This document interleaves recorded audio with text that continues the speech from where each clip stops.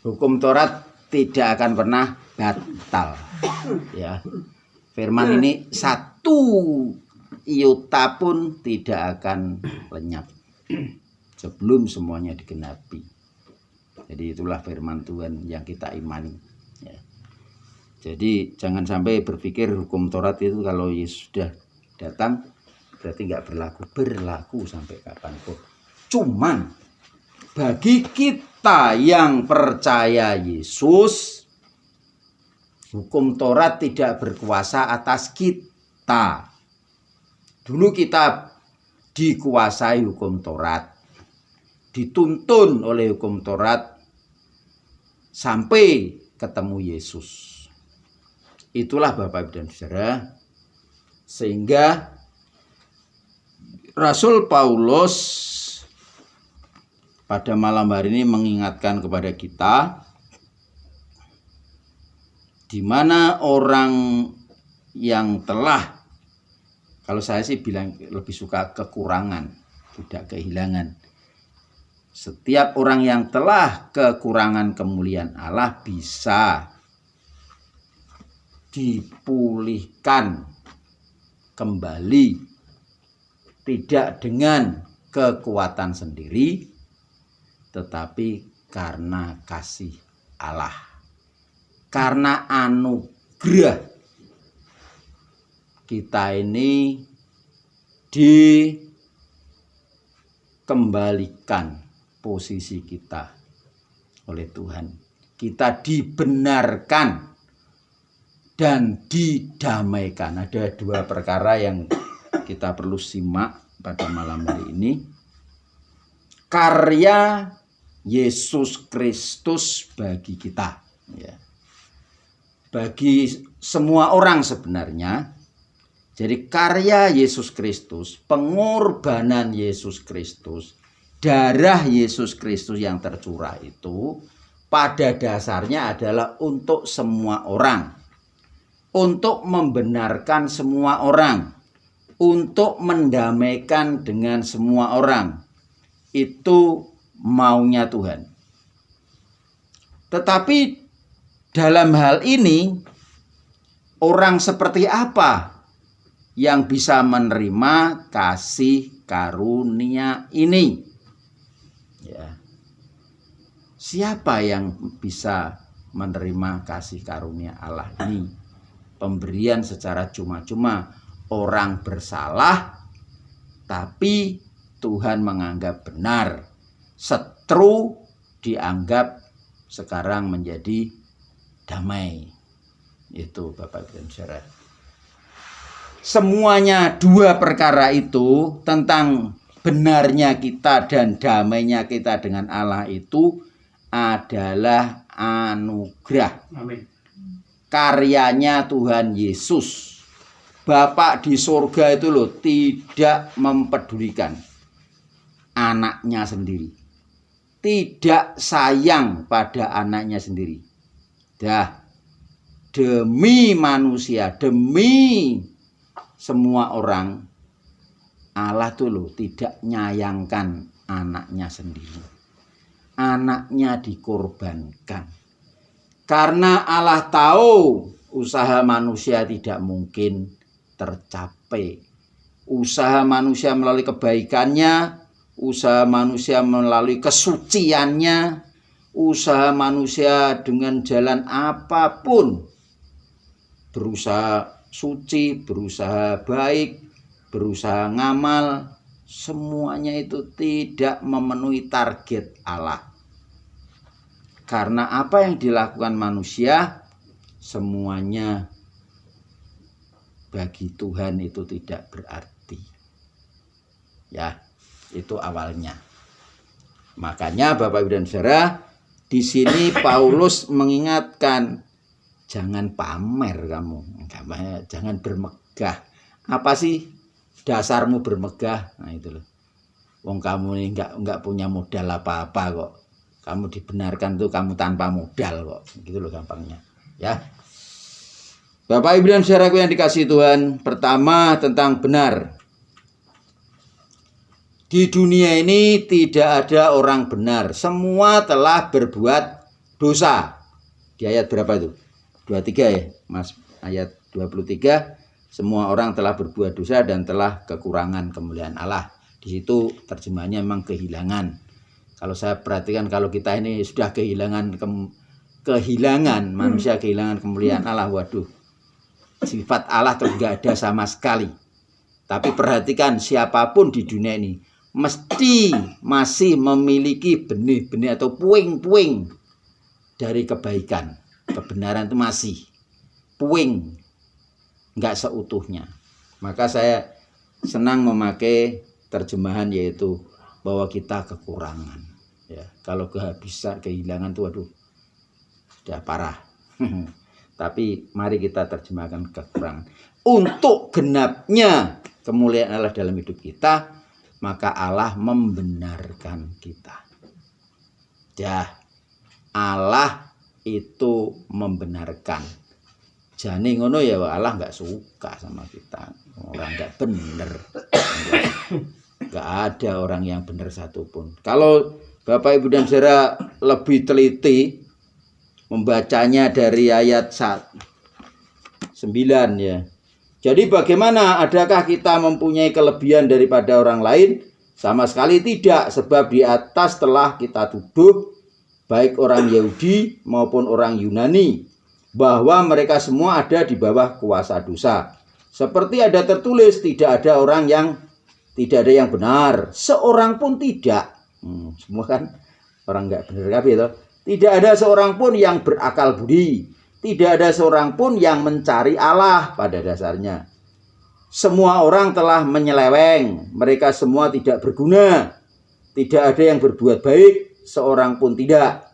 Kerongkongan mereka seperti kubur yang ternganga, lidah mereka merayu-rayu, bibir mereka mengandung bisa, mulut mereka penuh dengan sumpah serapah, kaki mereka cepat untuk menumpahkan darah, keruntuhan dan kebinasaan mereka tinggalkan di jalan mereka, dan jalan damai tidak mereka kenal.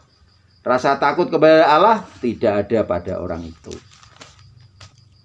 Tetapi kita tahu bahwa segala sesuatu yang tercantum dalam kitab Taurat ditunjukkan kepada mereka yang hidup di bawah hukum Taurat. Itu sampai situ. Ini saudara, rasakno sebenarnya kita itu kayak gitu itu. Ya, kehidupan kita dulu sebelum percaya Yesus ya kayak gitu itu.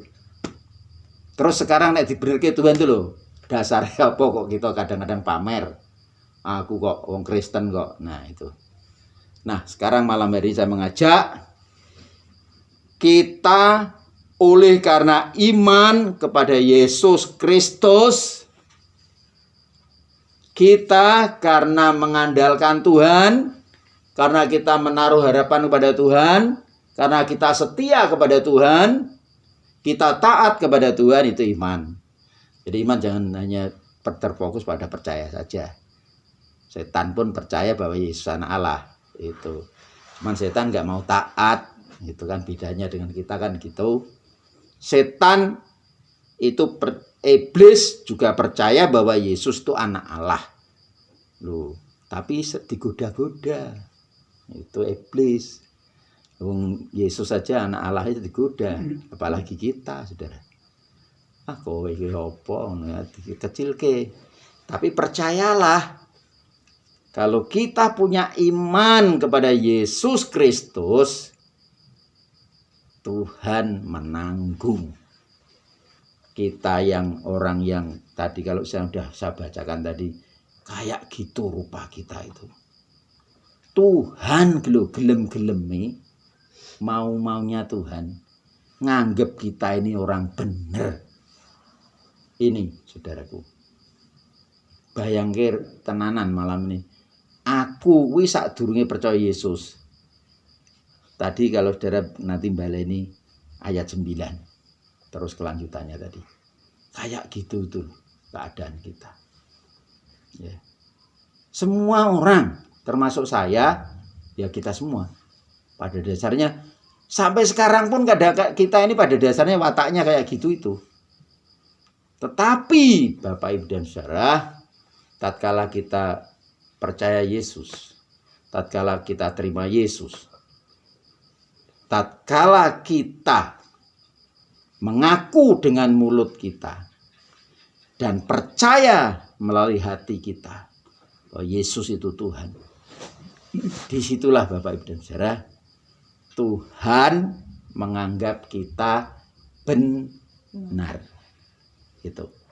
Tapi apakah kita nggak punya dosa? Dosa tetap dosa. Ya loh. Buktinya dosa jalan terus loh di antara kita, itu kan gitu. Cuman Tuhan kan udah berjanji bahwa kita oleh Tuhan dianggap benar. Nah, terus nanti apakah kita boleh berbuat dosa terus-menerus? No way jawabannya, gitu kan. Sekali-kali tidak. Itu hanya orang nekat kalau misalnya sudah dibenerke, membuat cinta Allah itu kita manfaatkan untuk kita gunakan semau-mau kita. Tidak bisa begitu. Yang jelas, Bapak Ibu dan Saudara, bersyukurlah orang yang nggak benar dianggap benar. Itu bersyukur, benar-benar bersyukur. Ini perlu direnungkan baik-baik. Ya, bersyukur. Jadi posisi kita di hadapan Tuhan, jikalau kita ini orang yang beriman kepada Tuhan Yesus, kita di hadapan Allah, Bapak kita menganggap kita ini benar. Wis toh, salahmu kaya apa? Mergo kowe percaya karo Yesus anakku, gampangnya kowe tak anggap benar. Nah, itu loh inti. Yang kedua, sederhananya, setelah dibenarkan kita wis bahwa Tuhan tidak peduli keadaan kita. Wis elek kaya apa, kalau di Yesaya 1 ayat 18 beberapa itu, walaupun dosamu merah seperti kirmisi, akan menjadi putih seperti salju.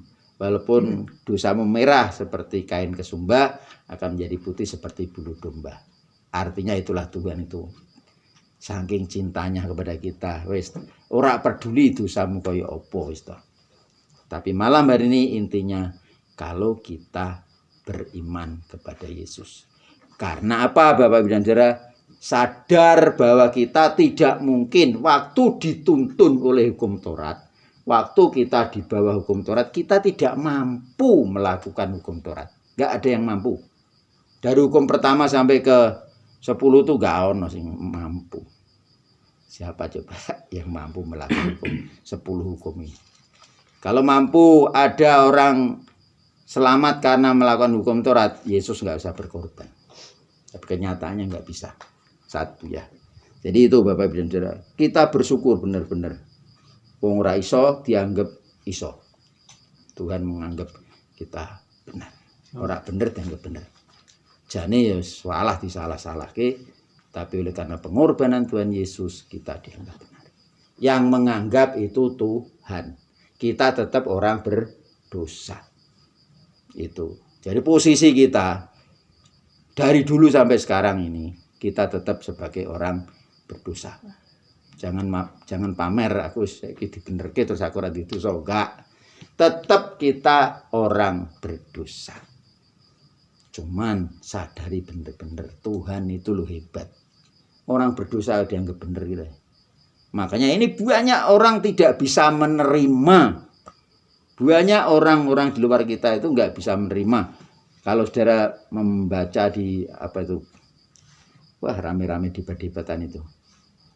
Memangnya tidak ada jalan lain selain pengorbanan Yesus. Orang seperti tanya itu, nggak adil Tuhan kalau gitu itu caranya. Nggak adil bagi kamu terserah, tapi bagiku aku percaya Tuhanku itu seperti itu. Ya itu banyak kalau kita baca di YouTube atau apa segala macam itu lah.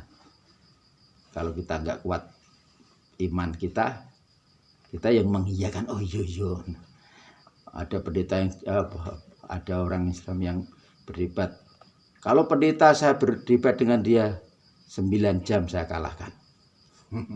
Kalau hanya orang-orang biasa cukup 5 menit pasti akan masuk Islam. Wow. Ya begitu, memang benar. Kalau orang Kristen belum punya iman memang gampang aja ditarik. Tapi kalau saya dikhotbahi apalagi 9 jam. 1 tahun khotbahi saya tetap mengikut Yesus. Itu kunci. Karena saya tahu, karena saya pernah saya katakan, saya mengenal Yesus, saya berjumpa Yesus. Jadi gimana saya mau mengingkari Tuhan? Itu.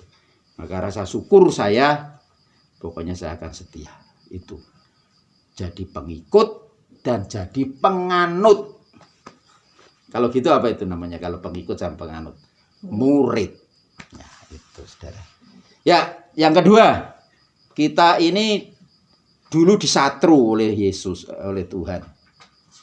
Tuhan nyatru kita karena kita itu cinta dunia. Siapa yang cinta dunia pasti itu merupakan satrunya Tuhan. Ya, katakan seperti itu. Tetapi kalau kita terus-menerus berusaha pengen damai dengan Tuhan, nggak mungkin. Manusia tidak bisa berusaha untuk damai dengan Tuhan. Karena apa? Pasti ada halangannya. Halangannya adalah dosa. Tuhan tidak mau itu. Tetapi karena Tuhan tahu bahwa kita nggak mampu berbuat apa saja yang bisa kita ini berdamai, maka Tuhan mengorbankan Yesus Kristus buat kita. Darahnya itulah yang memberikan Tuhan menganggap kita itu damai dengan Tuhan. Wis pokoknya aku tak damai wis toh gitu. Tuhan gampangnya gitu. Damai saja. Gitu. Itulah Bapak Ibu dan Saudara firman Tuhan malam hari ini. Jadi semuanya yang kita kerjakan, bila kita ingin benar dan bila kita ingin damai, enggak ada yang bisa. Tetap manusia yang enggak benar. Manusia tetap manusia dosa. Maka jangan bangga, jangan bermegah, jangan pamer. Kalau sekarang kita punya posisi yang luar biasa. Nah, Bapak Ibu dan Saudara, sedemikian indahnya Tuhan mengorbankan anaknya. Tuhan ibaratnya tidak menyayangkan anaknya dikorbankan buat kita. Ya. Mari malam hari ini di antara kita satu sama lain dengan siapa saja perlu hal ini kita terapkan. Kita juga mau damai dengan siapa saja. Kita juga mau benar dengan siapa saja. Jangan merasa, oh aku sing bener, gue gak bener misalnya seperti itu. Dengan orang lain, semua orang di luar sana. Tapi saudara, yuk kita juga mau damai dengan siapa saja. Karena apa? Kalau kita ini gak mau damai dengan siapa saja, alangkah sedihnya Bapak kita di surga. Aku ki lho le gampang. Gelem damai karo kowe ki mergo anakku iki lho, Yesus Kristus. Lho kowe kok nggo damai karo kancamu kok ora gelem, misalnya kan seperti itu. Maka malam ini saya mengajak yuk kita dengan siapa saja. Tidak ada rasa kebencian, merasa aku ini yang benar, kamu nggak benar. Itu mari kita tinggalkan. Saya nggak tahu tetangga kita mungkin nggak senang sama kita, tetangga jauh kita, saudara-saudara kita di sana juga mungkin ada yang nggak senang. Udahlah, pokoknya itu bagi saya misalnya nggak jadi masalah. Kamu nggak senang sama saya nggak masalah, tapi aku tetap senang sama kamu. Aku tetap mengasihi kamu. Aku tetap menganggap kamu benar. Seandainya ada yang salah, akulah yang salah. Kan begitu. Jadi kita sekarang karena Allah Bapa kita itu mau menerima kita apa adanya, ayo kita juga mau menerima sahabat kita, orang lain, siapapun, bahkan yang membenci kita sekalipun, yuk kita terima di dalam hidup kita dengan legowo. Ya, dengan legowo. Saya benar-benar bisa membuktikan, terbukti, wis toh. Saya ngomong seperti ini karena saya bisa membuktikan orang-orang yang beberapa orang yang membenci saya, orang yang memusuhi saya. Saya anggap pokoknya gak ada masalah. Dah, pokoknya aku menganggap kita damai. Karena aku didamaikan dengan Tuhan tuh karena pengorbanan Yesus Kristus. Kenapa aku nggak mau damai dengan kalian? Aku tetap damai, menganggap kamu bukan musuhku. Itu. Dengan siapa saja. Kita anggap kita damai, kita anggap kita benar. Dah, tidak memusingkan kamu benci sama saya, kamu hebat, lebih hebat daripada saya, enggak, aku enggak peduli. Tapi aku mau damai dengan kamu. Aku menganggap kamu bukan salah, tapi kamu sama-sama orang. Kalau dengan sama-sama orang Kristen, berarti sama-sama benar. Kalau kamu juga percaya Yesus, aku juga percaya Yesus, berarti posisi kita sama-sama orang benar. Ngopo salah-salahan gitu loh. Gampang kan gitu. Misalnya saya dengan Pak Desuko, sama-sama kita ini orang yang percaya pada Yesus, kita orang yang beriman kepada Yesus. Ngapain saya harus nyalah ke Pak Desuko? Misalnya, kan nggak mungkin itu loh. Walaupun Pak Desuko misalnya nggak senang sama saya, nggak bakalan nyalah ya Pak. Karena kita sama-sama posisinya di hadapan Tuhan, kita sama. Kita orang berdosa tapi dibenerke gitu loh. Maka nggak usah kita nyalah-nyalah dengan orang. Misalnya seperti itu. Ayo Bapak Ibu dan Saudara, kita yang sedikit ini, kita yang kecil ini, ayo memandang dunia luar sana. Orang-orang di luar rumah ini di sana semuanya itu. Jangan memandang mereka itu masih orang yang bersalah. Kalau orang-orang itu perlu benar, ya harus kita yang ngasih tahu. Benernya itu seperti ini. Damainya ya kalau kita terima Yesus. Mereka belum dengar, belum mengerti. Ayo kita kasih tahu supaya mereka juga seperti kita. Kita dibenarkan. Nah itu yang berikutnya ya. Mari kita dalam kehidupan kita sebagai kita keluarga kecil ini. Jadi itu tadi kita sama-sama orang yang didamaikan oleh Yesus. Saya damai oleh karena Yesus. Semuanya damai karena Yesus. Jadi kita tidak ada yang lebih hebat, tidak ada yang tidak hebat. Semuanya hebat karena pengorbanan Tuhan Yesus. Untuk itu apa salahnya Bapak Ibu dan Saudara? Kita damai. Tidak ada yang namanya bermusuhan dengan Allah. Pokoknya kita semuanya ada damai. Alangkah ya. Alangkah sedihnya Allah. Misalnya saya dengan Pak Desuko kok sampai misalnya nggak damai. Alangkah itu. Kamu lho wong loro ki lho. Leh tak korbani nganti koyok ngene iki. Lah kok kowe kok ora, kalau dulurmu lanang kowe kok ibaratnya kok ora rukun lho. Percuma koyok leh ngorbani kan gitu. Tuhan bersedihnya kan seperti itu. Makanya yuk kita membuat Tuhan itu tidak bersedih, tidak berduka karena kita semuanya. Bila apa Tuhan tidak berduka? Bila kita semuanya, bila semua orang Kristen, tidak hanya kita di sini, tapi semua orang Kristen, kalau dia bisa damai dengan Allah, damai dengan sesama. Benar semuanya karena Yesus Kristus. Gak usah sombong, gak usah merasa dirinya benar, gak usah. Apa yang kita banggakan? Gak ada. Karena kita nggak punya kuasa. Yang berkuasa adalah Yesus. Maka yang ada pada kita malam ini, kita bersyukur. Karena kita orang berdosa dianggap benar, karena kita ini satru sekarang dianggap teman. Kalau bahasa Jawa nih, dulu satru, saiki mitra, itu bahasa Kidung Jawa nih dulu gitu. Tuhan Yesus memberkati kita semua.